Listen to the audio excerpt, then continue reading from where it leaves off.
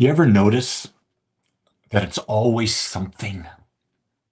You think you're done with something and then something else pops up? What I'm coming to understand deeper is that life will always present one more challenge, one more demand, one more thing to fix or solve. If you wait for everything to be settled before you allow yourself to feel peace, you're not going to have it. True freedom begins when you accept what is and you stop arguing with the now. I notice that no matter what, let's just take the home. I own a home. You get it all fixed up, something pops up. Get that fixed, something else pops up. It never stops. It's always something. Let's say you're at work. Oh, I'll get my workload done. You get your workload done. Guess what? Boss comes in with a new project. Now you're behind again. You're in your relationship. You think it's going great. All of a sudden, your partner's got a challenge. You've got a challenge. It's constant. Change and contrast are constant in our lives. And we don't want that. We think, how brass, we think that we can control things. We think that we can control people. We think that we can control how much we get done. Boy, are we foolish. Because I'm going to tell you what, I don't care how strong you are, how good you are. I don't care if you're the Dalai Lama. I don't care if you're the President of the United States. I don't care if you're the Pope. You are challenged every moment of your day, and challenges just keep coming. It's part of life. It's like when our granddaughter Claire was here for the 11 days. We didn't think about, oh, when she does this, it'll be perfect. Or when she does that. No, because it's always going to be something new. It's always going to be something new. The mood swings, incredible. It's just what is. And you see, that's the key thing. If you can start embracing that simple Zen philosophy, accept what is, deal with it, then accept what is, deal with it, you will find that you can bring yourself to a state of peace. But if you fight what is, if the doctor gives you a diagnosis and you fight what is, a lot of pain, you accept it, and now you move forward. If you find that you don't have enough money for something, accept, I don't have enough money. Now, how do I move forward? And know that there'll always be challenges like that. It's eternal.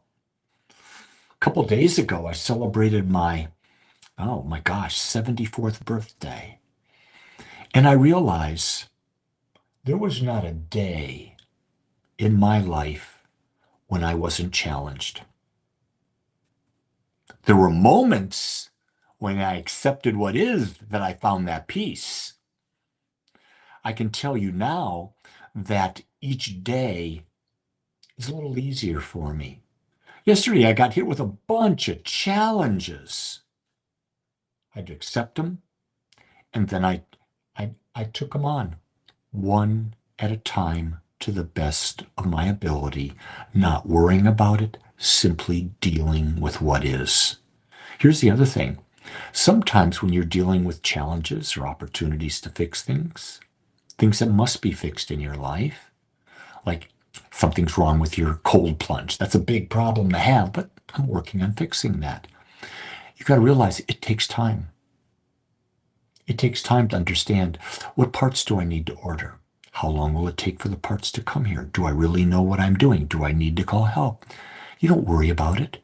You deal with it one step at a time.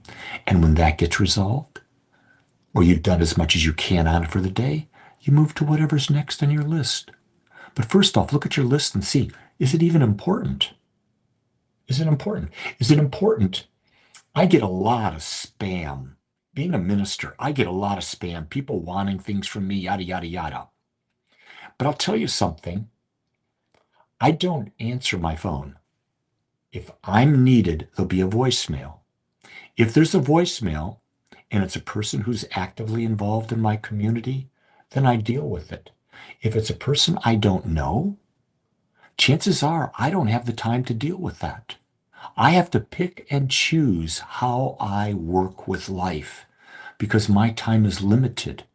And my time, while being of service, it's also being of service to myself.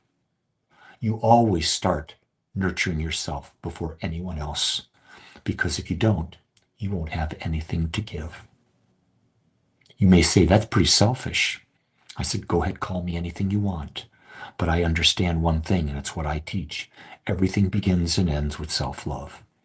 Until I can self-love, I can't love anyone else. So with that, we talked about a lot today. See what you can use. Test it. Prove it for yourself. If it works, you own it. If it doesn't, let it go. No big deal. But remember this, you're never going to have a clean slate. There's always going to be a to-do list. How you deal with it, that determines the quality of your life. With that, much love and aloha.